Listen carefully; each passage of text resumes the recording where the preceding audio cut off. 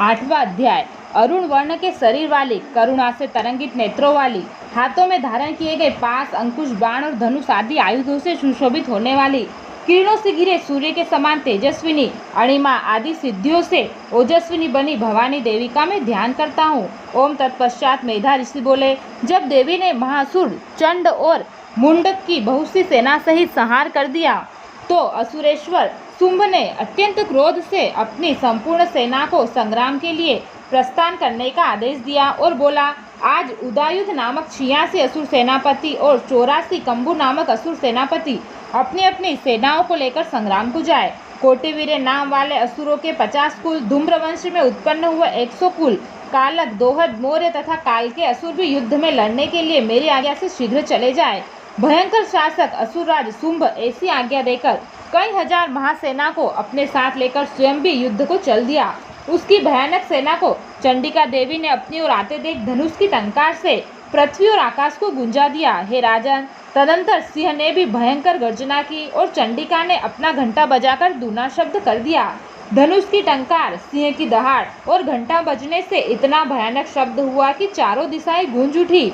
इसी के साथ देवी ने अपने मुख को और भी भयानक बना लिया। ऐसे भयंकर शब्द को सुनकर भी राक्षसी सेना ने देवी को चारों ओर से घेर लिया। हे राजन, इस समय दैत्यों के संहार करने तथा देवताओं के कष्ट निवारण के लिए ब्रह्मा, शंकर, स्वामी कार्तिकेय, विष्णु तथा इंद्रादिक देवताओं के शरीर से शक्तियाँ उत्पन्न होकर उन्हीं के समान रूप, बल, पराक्रम, आभूषण और वाहन से युक्त होकर चंडिका देवी के समीप असुरों से युद्ध करने के लिए आई। हंस युक्त विमान में बैठकर रुद्राक्ष की माला धारण किए और कमंडल हाथ में लिए ब्रह्मा की शक्ति आई, इसलिए उसका नाम ब्रह्माणी हुआ। शिवजी की शक्ति वृषभ पर सवार होकर हाथ में त्रिशूल धारण किए महानाग का कंकण और चंद्रलेखा से सुशोभित होकर वहां आई। स्वामी कार्तिकेय की शक्ति कौमारी अंबिका देवी उन्हीं के समान स्वरूप धारण करके मोर पर बैठकर शक्ति के लिए असुरों से युद्ध करने को आई। भगवान विष्णु की शक्ति गरुड़ पर बैठकर शंख, चक्र, गदा, धनुष और खड़ग हाथों में धारण किए वहां आई। यज्ञ वाराह की शक्ति वाराही सुंदर शरीर को धारण किए हुए वहां आई। नारसिंह भगवान की नारसिंह शक्ति उनके समान शरीर धारण किए वहां आई, जिनकी गर्दन के केस हिलने से आकाश में संपूर्ण तारागण हिलने लगते थे। वज्र हाथ में लिए सहस्त्र नेत्रों वाली इंद्र की शक्ति ऐन्द्री ऐरावत हाथी पर सवार होकर युद्ध में आई। फिर देव शक्तियों सहित चंडिका देवी ने महादेवी से कहा, मेरी प्रसन्नता के लिए तुम इन असुरों का विनाश करो। तत्पश्चात देवी के शरीर से अत्यंत उग्र स्वरूप धारण किए हुए चंडिका देवी प्रकट हुई, जिसकी चित्कार सैकड़ों गीदड़ों की चित्कार के समान थी। उस अपराजिता देवी ने धूम्रवर्ण जटा वाले शंकर जी से कहा, हे भगवान, आप मेरे दूत बनकर अत्यंत गर्वीले शुंभ, निशुंभ तथा अन्य असुर जो यहाँ युद्ध के लिए उपस्थित हैं उनके समीप जाइए और कहें, हे असुरों, यदि तुम जीवित रहना चाहते हो तो पाताल लोक में चले जाओ। त्रैलोक्य का राज्य इंद्र को दे दो और देवगणों को यज्ञ भाग का उपयोग करने दो।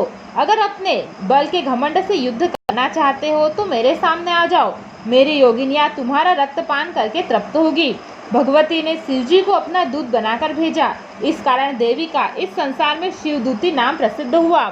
भगवान शंकर द्वारा देवी की बातें सुनकर असुर ने अत्यंत क्रोधित हो देवी पर बाण, शक्ति तथा रिष्टि आदि शस्त्रों की वर्षा कर दी। असुरों द्वारा चलाए गए बाण, शूलों, शक्तियों और फरसों को देवी ने तत्क्षण ही अपने बाणों से खंड खंड कर दिया। उस देवी के आगे खड़ी काली देवी शत्रुओं को अपने त्रिशूल से विदीर्ण करने लगी, खंडवाक से कुचलने लगी। ब्रह्माणी देवी जहाँ जाती वहाँ अपने कमंडल से उन असुरों पर जल छिड़ककर उनके बल, वीर्य, पराक्रम को नष्ट कर देती थी। इस भांति माहेश्वरी देवी ने अत्यंत क्रोधित हो त्रिशूल से, वैष्णवी देवी ने चक्र से, कौमारी ने शक्ति से शत्रुओं का विनाश आरंभ कर दिया। ऐन्द्री देवी ने वज्र से सैकड़ों दैत्यों को काट काट कर पृथ्वी पर गिरा दिया और उनके शरीर से रक्त बहने लगा। वाराही देवी ने अपने टुंड प्रहार से ही असुरों को काट डाला। कुछ असुरों के वृक्ष स्थल को अपने डाढ़ों के अग्रभाग से फाड़ दिया, कुछ को चक्र से काटकर पृथ्वी पर गिरा दिया। नारसिंह देवी अपने नखों से असुरों को फाड़ फाड़ कर चबाते हुए संपूर्ण दिशाओं को अपने घोर शब्द से कंपायमान करते हुए रणभूमि में विचरने लगी। शिवदूती देवी के विकट अट्टहास करने से व्याकुल हो कितने ही असुर भूमि में मूर्छित होकर गिर पड़े। गिरते ही देवी ने उनको अपना ग्रास बना लिया इस प्रकार मात्र गणों के क्रोध से महाअसुरों का विनाश होते देख असुरों की सेना रणभूमि से भागने लगी। उनको इस प्रकार भागते हुए देख रक्तबीज नामक महासुर क्रोध युक्त हो युद्ध स्थल में लड़ने आया। इस असुर के शरीर से रक्त की बूंद पृथ्वी पर गिरते ही उसी के समान बलवान एक दूसरा महादैत्य पृथ्वी पर उत्पन्न हो जाता था। रक्तबीज हाथ में गदा लेकर इंद्र देवी से लड़ने आया। तब देवी ने वज्र से उस पर प्रहार किया। तदंतर वज्र प्रहार के लगते ही बहुत सा रक्त गिरा और उससे जितनी रक्त की बूंदें पृथ्वी पर गिरी उतनी ही संख्या में उसी दैत्य के समान बल और पराक्रम वाले असुर उत्पन्न हो गए। सभी दैत्य तीक्ष्ण शस्त्रों की वर्षा कर देवियों के साथ घोर युद्ध करने लगे। फिर देवी ने वज्र प्रहार से उसका सिर काट दिया। उससे जो रक्त बहा उससे हजारों रक्तबीज उत्पन्न हो गए। तब वैष्णवी देवी ने चक्र प्रहार किया और इंद्री ने गदा मारी। वैष्णवी के चक्र से कटने पर उसके शरीर से जो रक्त बहा उससे हजारों असुर उत्पन्न हो गए। कोमारी ने शक्ति से, वाराही ने खड़ग से और माहेश्वरी ने त्रिशूल से उन पर प्रहार किए। उस महाअसुर रक्तबीज ने क्रोध युक्त हो सभी देवियों पर गदा से पृथक पृथक प्रहार किए।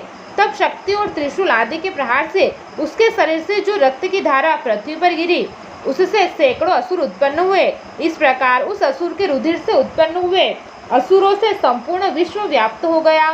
तो देवताओं को भय हुआ। देवताओं को दुखी देख देवी चंडिका काली से बोली, हे चामुंडे, तुम अपना मुंह बड़ा करो और मेरे शस्त्र के प्रहार से मारे गए असुरों के शरीर से गिरे हुए रक्त से उत्पन्न महाअसुरों को भक्षण करो। इस प्रकार युद्ध में रक्त से उत्पन्न असुरों का भक्षण करती हुई भ्रमण करोगी तो उस असुर का संपूर्ण रक्त नष्ट हो जाएगा। इस प्रकार आप उन असुरों का भक्षण कर लोगी तो अन्य नए असुर उत्पन्न नहीं हो सकेंगे। इस प्रकार काली देवी को समझाकर देवी ने रक्तबीज पर त्रिशूल से प्रहार किया और तत्काल रक्तबीज के रक्त को काली ने अपने मुख में पी लिया। उस समय चंडिका पर रक्तबीज ने अपनी गदा से प्रहार किया, किंतु देवी के ऊपर गदा प्रहार से कुछ भी असर नहीं हुआ। उस घायल असुर के शरीर से रक्त गिरने लगा। उस रक्त को चामुंडा ने पीना आरंभ कर दिया। जो राक्षस उनके मुख में उत्पन्न हुए वह भी उन्हें चट कर गई। तब देवी ने शूल, वज्र, बाण, तलवार, रिष्टि आदि के प्रहार से रक्तबीज को मार डाला। हे राजन, इस प्रकार शस्त्रों के प्रहार से घायल और रक्त रहित होकर रक्तबीज पृथ्वी पर गिर पड़ा। उस रक्तबीज के गिरने पृथ्वी पर गिरते ही देवता अत्यंत प्रसन्न हुए और मात्र शक्तियाँ उन महासुरों का रक्त पी पी कर मदोन्मत्त होकर नृत्य करने लगी। श्री मार्कंडेय पुराण में देवी महात्म्य में रक्तबीज वध नामक 8वां अध्याय संपूर्ण हुआ।